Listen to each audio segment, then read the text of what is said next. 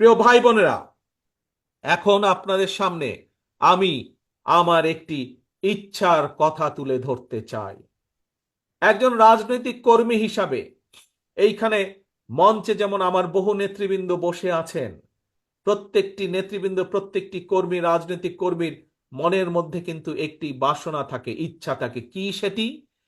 যে একজন রাজনৈতিক কর্মী হিসাবে যখন তার সামনে সুযোগ আসবে, সে তার এলাকার জন্য, সে তার এলাকার মানুষের জন্য কিছু কাজ করতে চায়। হয়তো কেউ কেউ তার যেই মাপের কর্মী বা যেই মাপের নেতা, সে সেভাবে চিন্তা করার চেষ্টা করে। কেউ চায় তার এলাকার, সে যদি সুযোগ পায় তাহলে তার এলাকার একটি রাস্তা সে তৈরি করবে। কেউ চায় সে যদি সুযোগ পায়, তার পক্ষে যদি সম্ভব হয়, এলাকার মানুষের সমস্যা হয়তো একটি ব্রিজ, সেই ব্রিজটি তৈরি করবে। কেউ চায় স্কুল স্থাপন করতে, কেউ চায় হাসপাতাল স্থাপন করতে এলাকার মানুষের জন্য। একজন রাজনৈতিক কর্মী হিসাবে, প্রিয় ভাই বোনেরা, আমিও একজন রাজনৈতিক কর্মী। আমারও একটি ইচ্ছা আছে যে কোনোদিন যদি আল্লাহর রহমতে বাংলাদেশের মানুষের সমর্থনে আমাদের পক্ষে যদি সম্ভব হয় দেশের জন্য কাজ করার অতীতের মতন, দেশের মানুষের জন্য কাজ করার অতীতের মতন, তাহলে আগামী দিনে আমি একটি কাজ করতে চাই এই বাংলাদেশের মানুষের জন্য। বিশেষ করে গ্রাম থেকে শুরু করব এই কাজটি।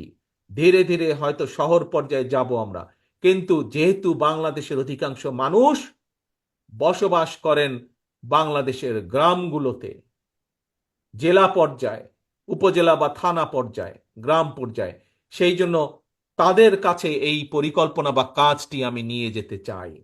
কি সেই আমার পরিকল্পনা? আমার পরিকল্পনাটি হচ্ছে প্রত্যেকটি পরিবারের জন্য, মানুষ নয়, পরিবার হিসাবে আমরা বাংলাদেশে কতগুলো পরিবার আছে সেই পরিবারগুলোকে আমরা নির্দিষ্ট করব এবং প্রতি পরিবারকে আমরা রাষ্ট্রের পক্ষ থেকে একটি ফ্যামিলি কার্ড দিব। কি কার্ড? ফ্যামিলি কার্ড দিব। এখন জিজ্ঞেস করতে পারেন, এই ফ্যামিলি কার্ডটি কি? এই ফ্যামিলি কার্ডটি হবে সেই পরিবারের মায়ের নামে, বা সেই পরিবারের যে গৃহিণী থাকবেন তার নামে এই ফ্যামিলি কার্ডটি হবে।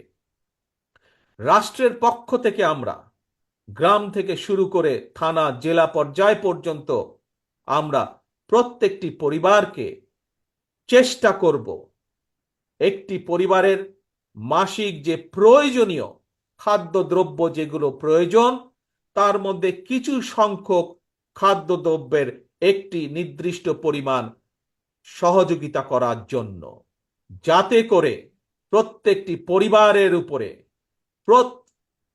যাতে করে প্রত্যেকটি পরিবার মাস শেষে রাষ্ট্রের এই সহযোগিতা পেলে কিছুটা হলেও তাদের স্বস্তি বোধ হয়, কিছুটা হলেও তারা নিজেদের নিজেদের যে সেভিংস, নিজেদের যে সঞ্চয়, সেটির পরিমাণ বৃদ্ধি করতে সক্ষম হয়।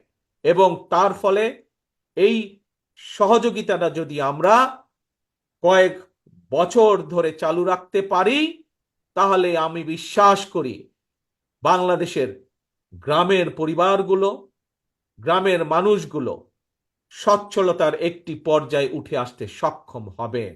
অর্থাৎ রাষ্ট্র সরাসরিভাবে প্রত্যেকটি পরিবারের পাশে, রাষ্ট্রের সামর্থ্য অনুযায়ী প্রত্যেকটি পরিবারের পাশে দাঁড়ানোর চেষ্টা করবে, তাদেরকে সহযোগিতা করার চেষ্টা করবে, তাদেরকে সাহায্য করার চেষ্টা করবে, যাতে করে তারা স্বাবলম্বী হয়ে উঠতে পারে।